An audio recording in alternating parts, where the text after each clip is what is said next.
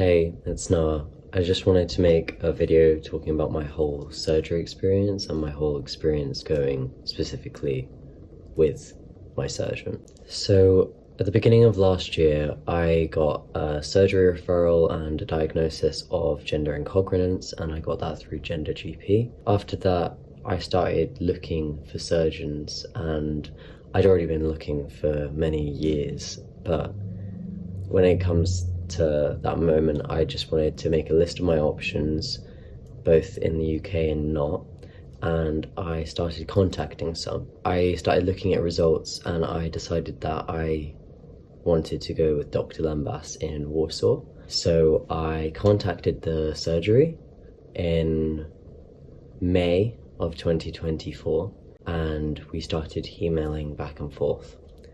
I had to send photos of my chest, photos of my passport, and my surgery referral. I got approved to continue talking to them, and we arranged a date for my surgery. It was about 10 months until my surgery, so we didn't talk until November of 2024 again, and that's when we picked up contact again, and I had to fill in and sign off anesthesiology form, and I had to pay my deposit, which I did in January of 2025. After this, I got emailed through a lot of information and I had to start arranging blood tests. Now, this is a story in itself. So with my blood tests, I tried to get it done in the UK with my GP, my local GP here in Plymouth. That was a nightmare. I called the GP, told them that I needed to have a range of blood tests for my surgery. They said that was all okay and to email through the information and who I am. So I emailed through the information on who I am, and from that point forward, they said that they cannot give me any gender affirming care. So I got a bit confused by that, started getting a little bit stressed about that, and I decided to go up to the GP. I say why I'm there. I tell them that I need blood tests for a surgery. I don't specify what surgery or give them my name. They say that should be okay.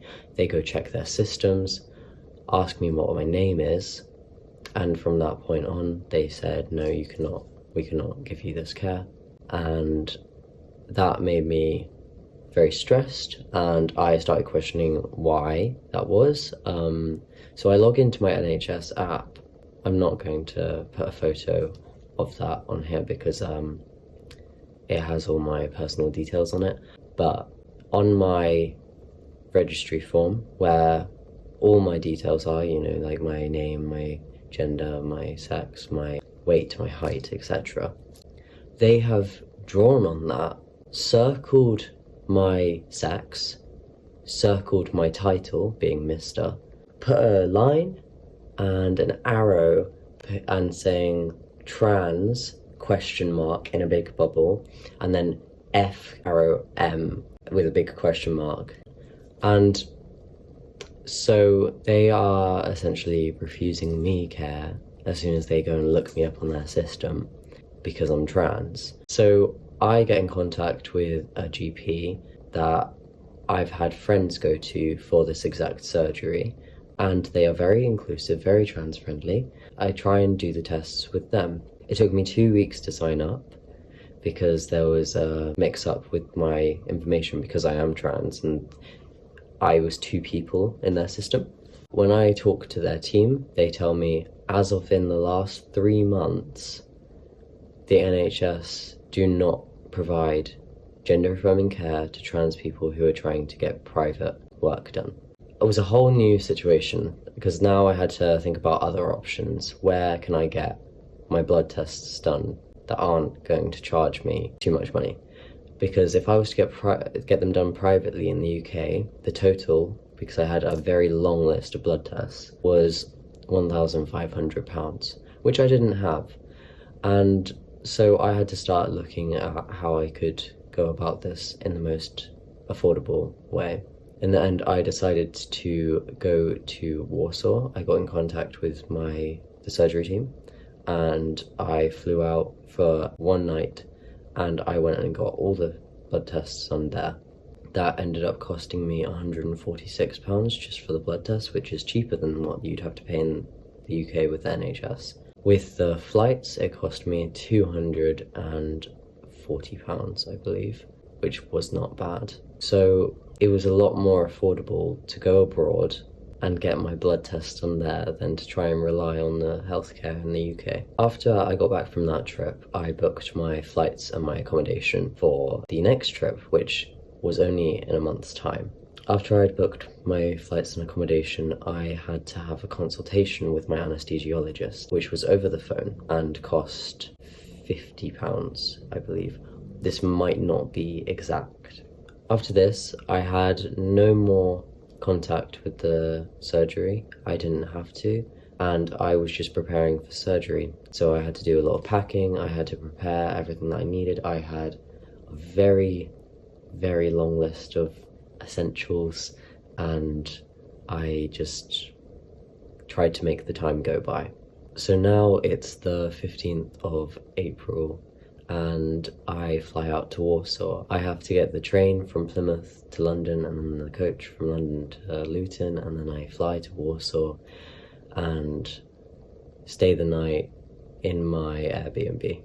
The next day I had my breast ultrasound and consultation with Dr. Limbas, which are both essential for the surgery. So that was all that I did on the 16th, and then the following day was surgery. That morning I had to get up and I went to the hospital at 7 AM. I had to fill in a lot of paperwork and then pay just over £3,000 for the surgery. I'm then taken off to my room. I have to shower, shave my chest and my armpits, put on my medical clothes, and then I'm taken off to the surgery room. I wake up from the surgery and all is fine for a few hours. I wasn't allowed any water and I ended up coughing and I had a hematoma. So I was required to have a second surgery and I did not have to pay for that. I was discharged the following day after I had my catheter removed and my drains removed, and then I don't have any contact with the hospital for the following week. At the 1 week post-op mark, I go in for a checkup and they take photos of my chest, which I will insert here, and they just check for swelling and they remove my first round of stitches. I don't hear from the hospital for another following week, and then I have my 2 weeks post-op checkup. That's when I have my last round of stitches removed and I'm cleared to go home. A couple of days later, I fly back home to the UK and I've been recovering at home since. I hope this helps. Good luck for anyone who is having surgery in Warsaw.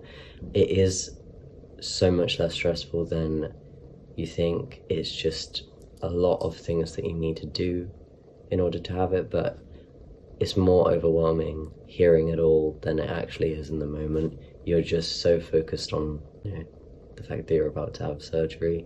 You'll be okay, and just my advice is bring someone with you. There are people who go alone, but bring someone who can take care of you, because that was one of the most helpful things for me.